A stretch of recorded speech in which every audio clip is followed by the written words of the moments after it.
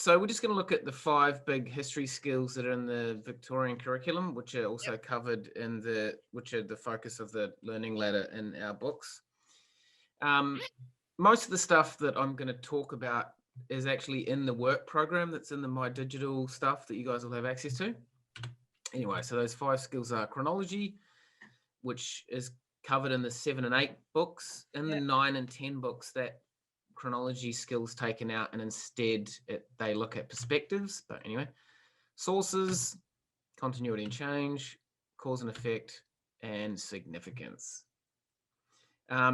Most of the things I'm going to talk about I use myself, so hopefully I can give you a few pointers about how to actually implement it in the classroom, because it's very easy just to go, oh yeah, this thing works, but then when you actually try to implement it, I've a few examples of things I've tried recently that actually bombed pretty badly. But anyway, so chronology, obviously, it's weird. When I was at high school, it was the fashion for us to learn timelines, and then that became really, really untrendy. I'm not entirely sure what the point of that is, why it's become so untrendy.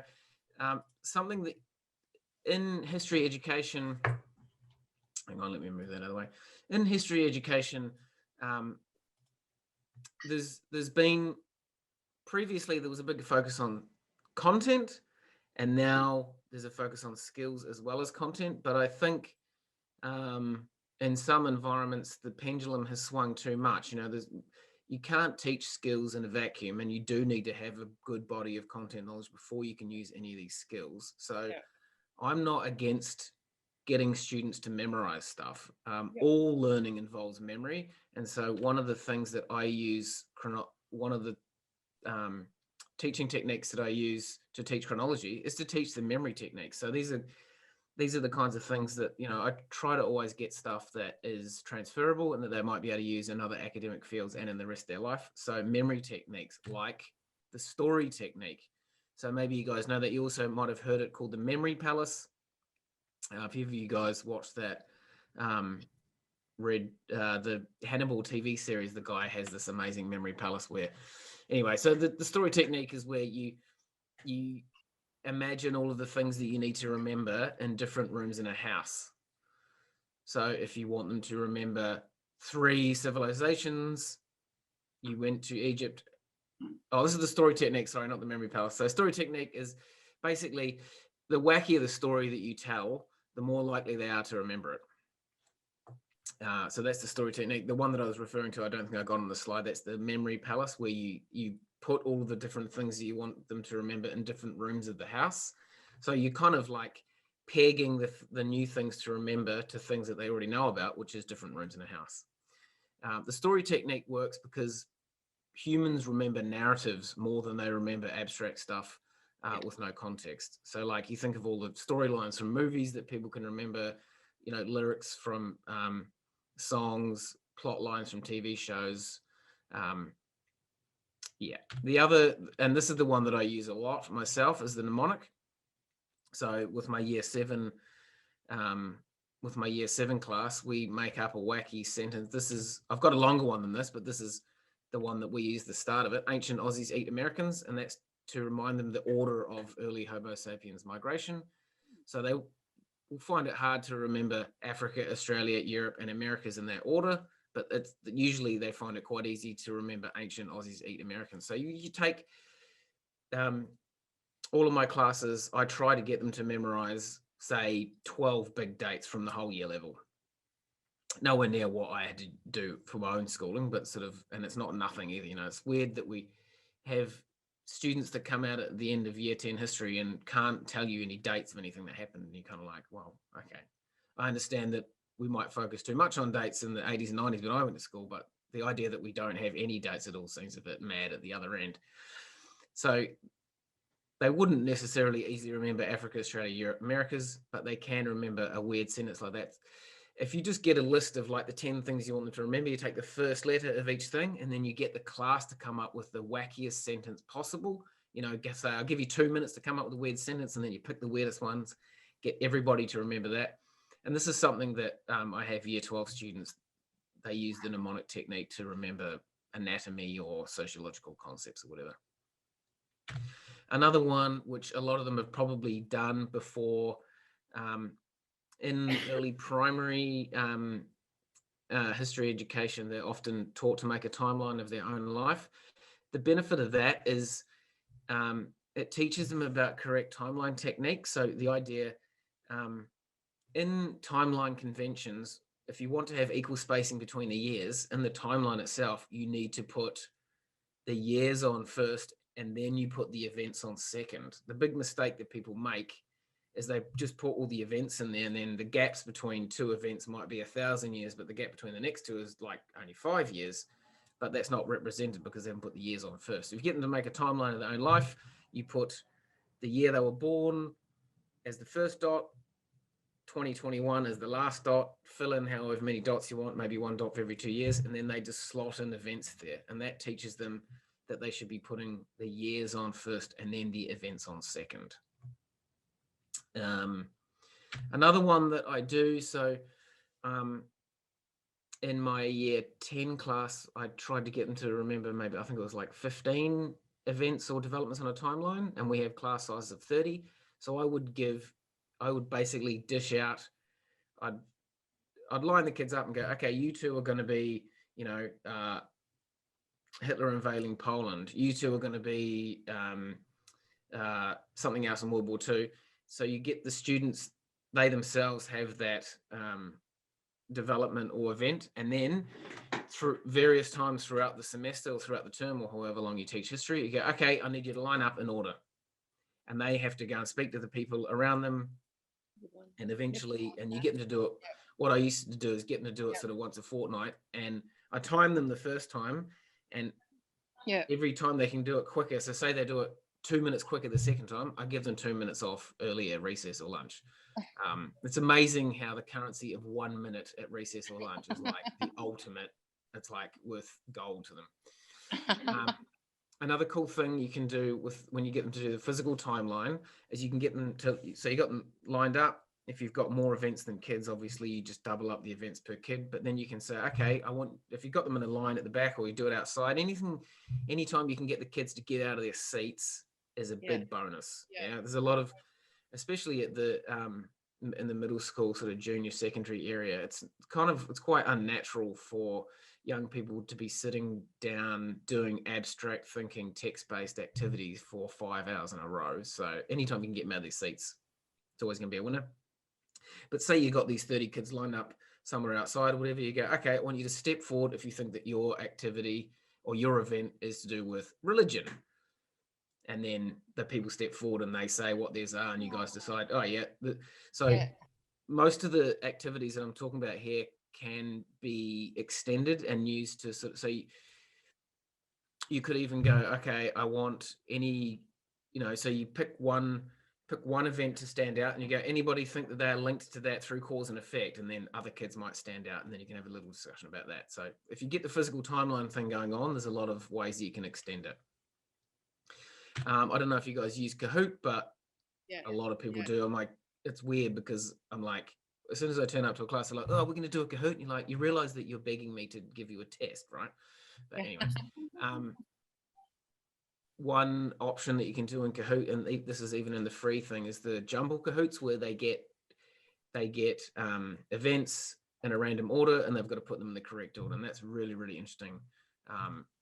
It's considerably harder than the normal multiple choice questions that you get. If you get a Kahoot Pro account, which I'm trialing at the moment, you can actually combine normal multiple choice questions with jumbles.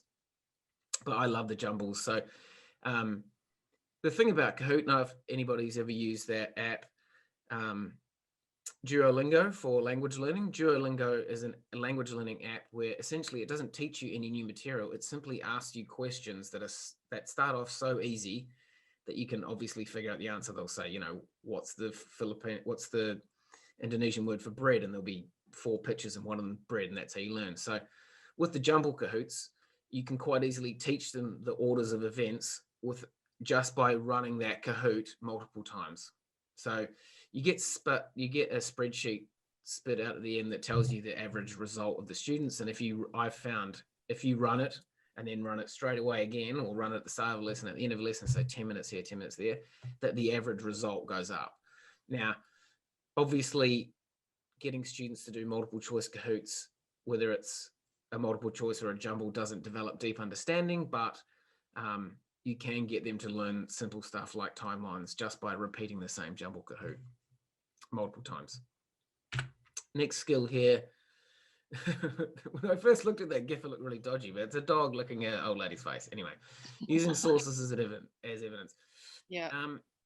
This is something that I've started doing a lot over the last few years, and I reckon this is the most powerful single activity that you can do, not only to get the students thinking themselves as amateur historians, which is essentially you say to them, you are going to develop your own source portfolio.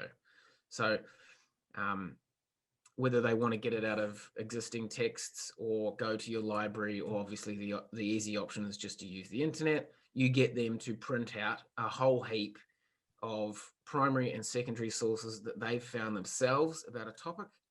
Yep. Getting what I would suggest, I made this, because we didn't do any of these normal activities last year, so I forgot it's really important that you get the students to resize any image big, because I've had heaps of the kids send me stuff to print off and they've got like 10 pictures on 1A4 and then they're not big enough to do anything with.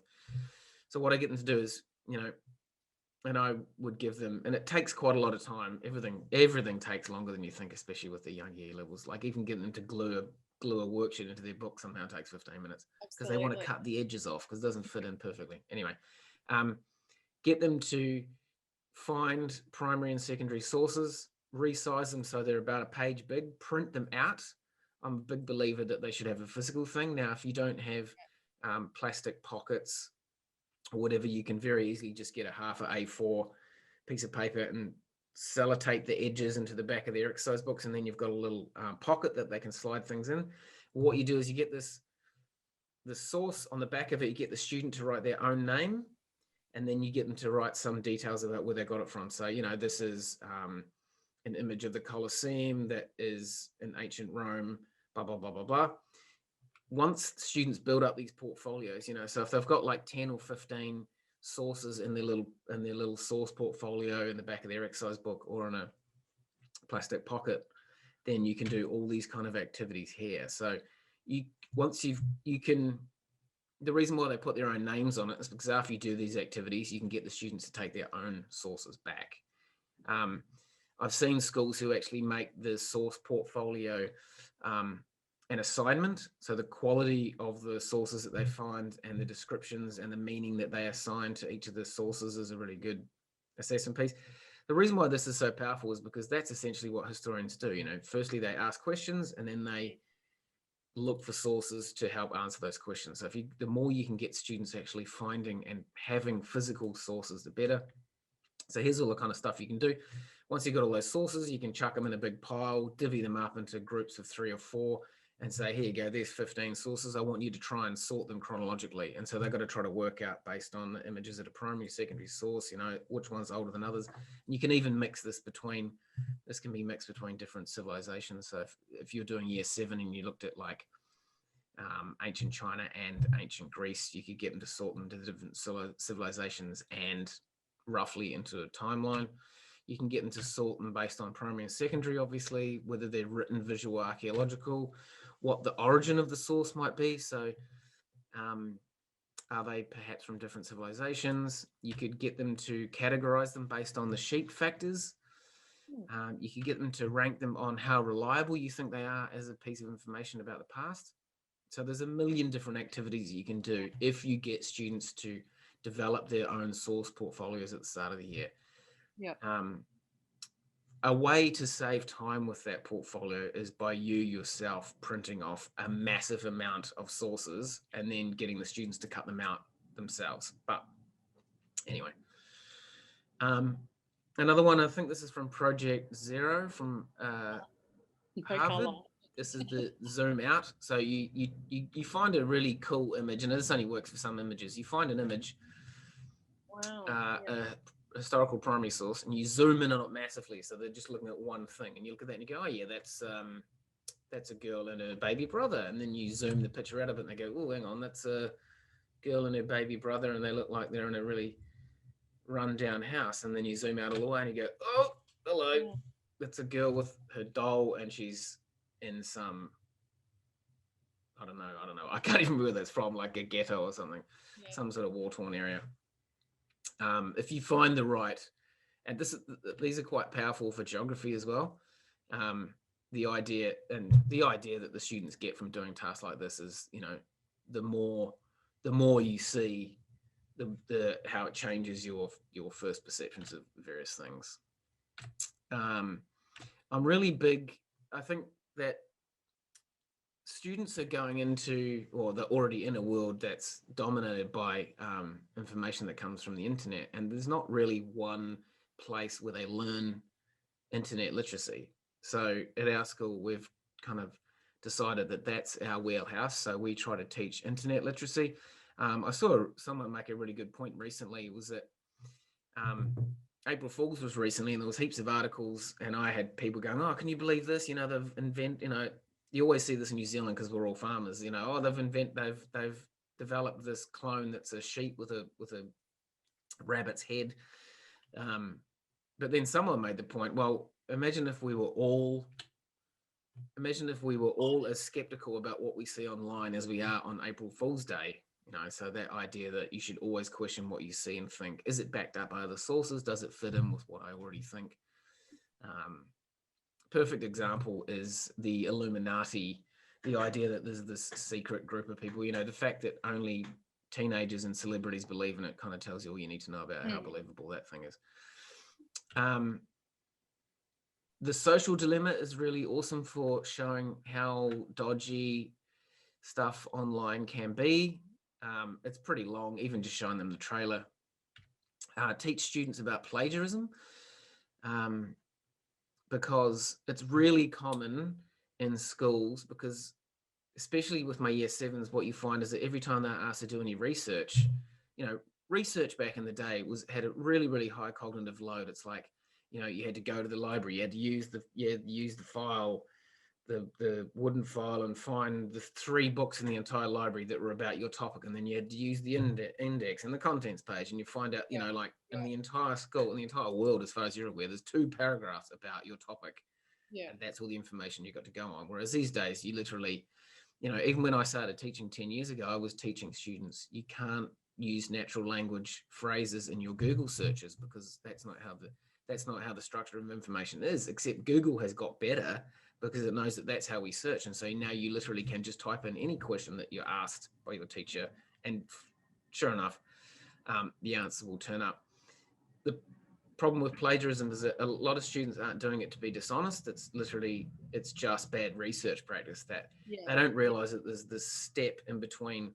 What you often find is that students will copy and paste information, put it into their own Word document, rearrange it so that it looks like it's not plagiarized, and then that's their assignment. And I don't know what your school's like, but when I was head of faculty at mine from about 6 years ago, students never really been picked up on plagiarism, and it was just rife. But it wasn't necessarily because they were being dishonest. It was literally just bad research technique.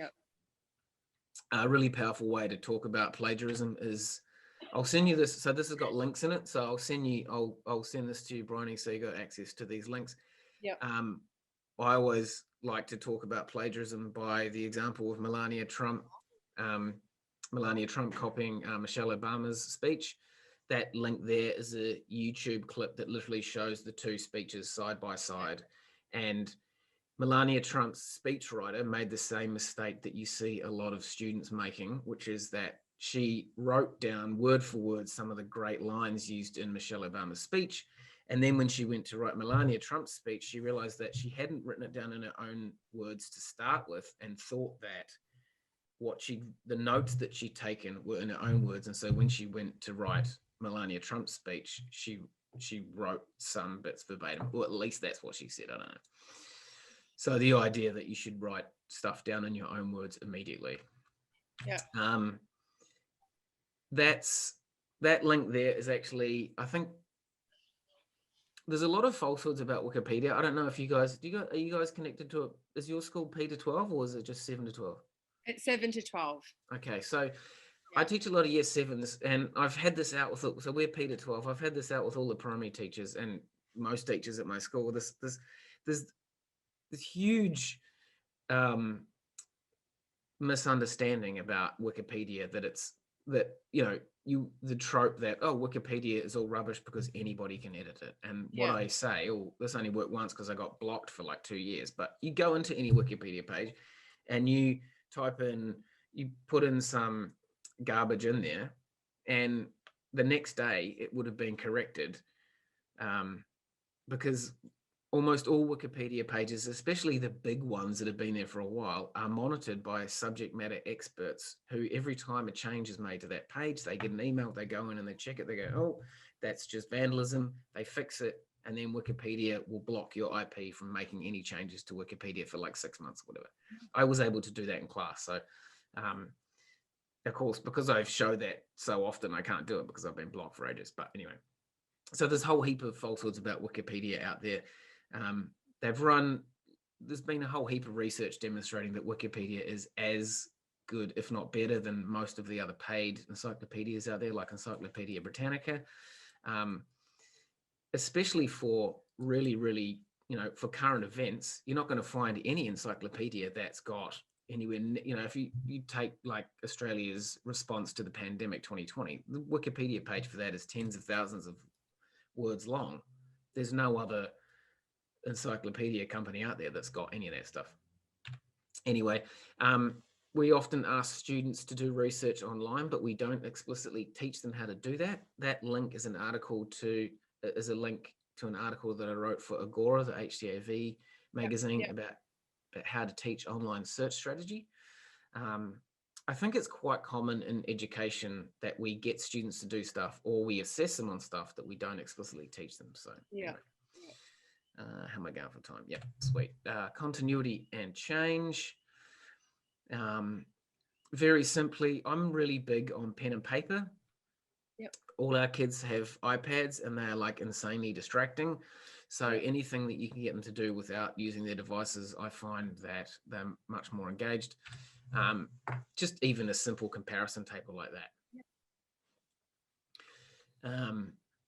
If you want to demonstrate to them, comparing past to present, there's heaps of really cool sites. So Board Panda's got a few. So this is then and now pictures. These photos are going to show you all from Board Panda.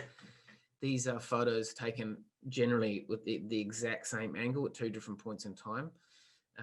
So this is, I can't remember where this is. This is somewhere in Central Europe. So this is the exact same photo in 1953 and then in 2015. And there you can talk about the difference in technology, but also the similarities. There's actually a whole heap of similarities between those two pictures. Unfortunately, one of them is, I suppose one of the points to make is that there's a whole heap more people in the second one. Anyway, this one's a bit more interesting though. This is people playing cricket on the Gallipoli Peninsula, and that was in 1914, and that's today. Not implying that all those cricketers are dead, but anyway, you get the idea. I was trying to find a link to it, but it's impossible to put it in a PowerPoint. But was a really awesome thing done by The Guardian. If you can find it, it shows, it's got images and you can actually click and drag left and right and see the picture change as you drag the slider from left to right, about what the exact same area of the Gallipoli Peninsula looked like in 1914 during the campaign and what it looks like now. Most of the after things just look like, a pile of graves, but anyway. This is something that, so when I was doing some research about activities for the work programs for this textbook, I found this really awesome idea about continuity and change. And ever since I became a teacher, I need a whiteboard with a graph to show any idea at all. And this one's really great. So you get the students to, on the vertical column, you've got change. On the horizontal column, you've got time. And then you plot in a few different things in blue there, and then you get them to draw the red line saying how much change you think there was at each point in time. And, what's quite interesting, if you've got them at year 10 or whatever, like the pace, how much change is happening in history. Not only is the rate of change increasing, but the acceleration and change is increasing. So like the amount of change that happens in history is exponential over time. I think I read somewhere recently that like every 2 minutes more stuff is uploaded to YouTube than all of human history recorded up until about 1950 or something. So anyway, that can be an interesting way to deal with continuity and change. Cause and effect. So there's a whole heap of graphic organizers that you can use to try to demonstrate cause and effect. A really simple one is just here's one cause, and then there's an effect of that cause, and then an effect of that effect, an effect of that effect, an effect of that effect. You can make that a bit more complex by having having an arrowhead at each end. So you've got a cause of a cause of a cause of a cause, but that, and I'm calling this simple because it's only one. Then you can make it a bit more complex by having multiple causes for each cause and multiple effects of each effect. I guess the point that you try to get to with these graphic organizers is that you can change your focus to any event along a history timeline, and there's an endless number of causes before it and an almost endless number of effects that have come after it, which is a bit deep. Getting them to do cause and effect tables. So when I first do this with students, what I would do is I start off really easy. So instead of getting them to take notes on a chapter, I would get them to take notes on a chapter, but in this format. So I will go through and find what I think, of a lesson within a chapter. What are the, some really important causes and effects. I'll fill in the first one or a couple, and then they've got to go through and find in the text what the sentence was that led to that effect, or what the effect of that cause was. Now, this is what an exciting animation that was. The first time I do it, I use the exact same language, so the exact same sentences as are in the textbook and in the exact same order. You can make that more difficult by jumbling up the order that they're in, so the students have got to scan the entire lesson, or heaven forbid, actually read the entire chapter a couple of times before they even start doing this activity. And then you can write it in different language, so they've got to interpret the language to work out how the cause was described in the textbook compared to how you described it in your table. But even that is fairly simple. It gets a bit more interesting when you give them a cause and effect, or they find a cause and effect, and you ask them, how did the cause lead to the effect? So so when you hear talk of like closed questions versus open questions, obviously they often say that the closed questions are, ones that can be answered in one or a few words, and that's often what, where, when, who. But then you have these open-ended questions, but I think the how and why are quite different. So getting students to explain how a cause led to an effect is a lot harder than just getting them to find the cause and effect. But the highest order thinking, way harder than the how, I believe, is the why.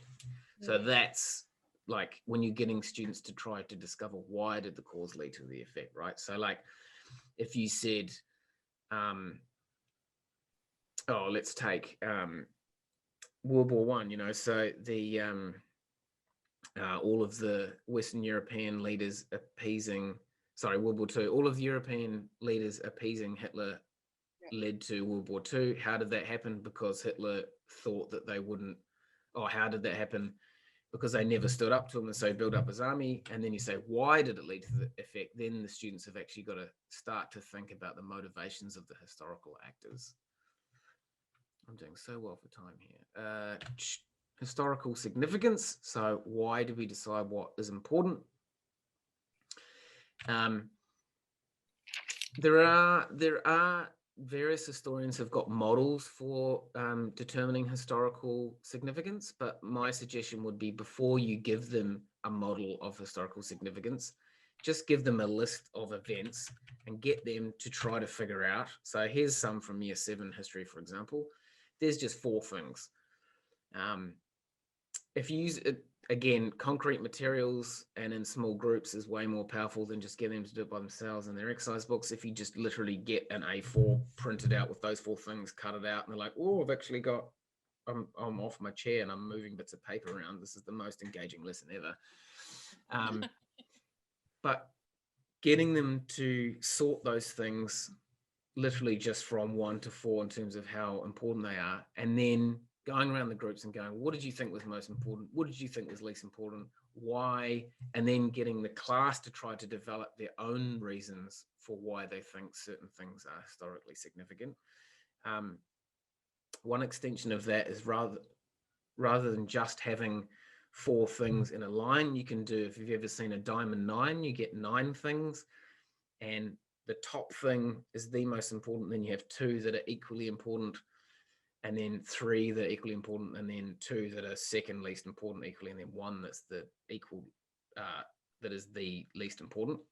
That can be quite interesting because a lot of these things, it's difficult to decide, sometimes it's really, really hard to separate 2 things out. So if you've got the option of saying, yeah, they're equally second important or whatever. But as mentioned, there's another one. There are models of significance. The one that we use, we reference a couple. We reference 1 in 7 and 8, and then a second one is mentioned in the 9 and soon to be published Good Humanities 10 book. Yeah. Geoffrey Partington has this model of significance.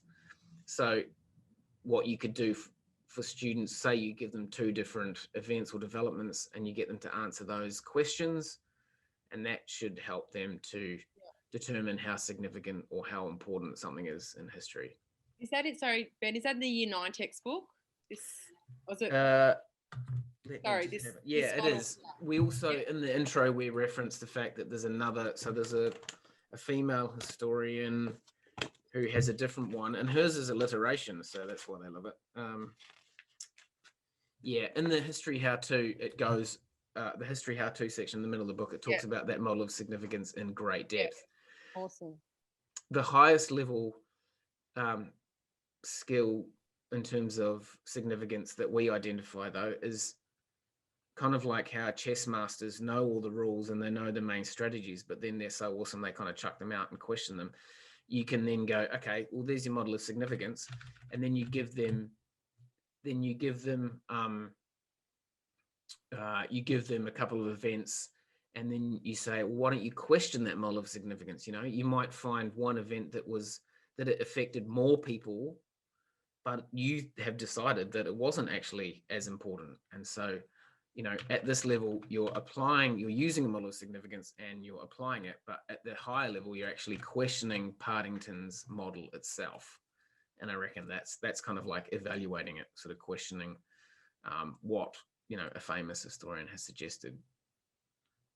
I'll just really quickly show you where in our textbooks you see this kind of stuff. If you want to email me, because that GIF is amazing, that's my email address. I'll send you this. If you want any more, there's some so historyskills.com is a website, and the guy has got a YouTube page now. And these are some really fantastic, these are very student-friendly videos. They're only sort of like 3 to 5 minutes long. Links that explain, he's kind of like the Salman Khan of history, I would say. He hasn't got quite as many videos out there. So there's some really awesome videos that you can watch to introduce students to those 5 skills.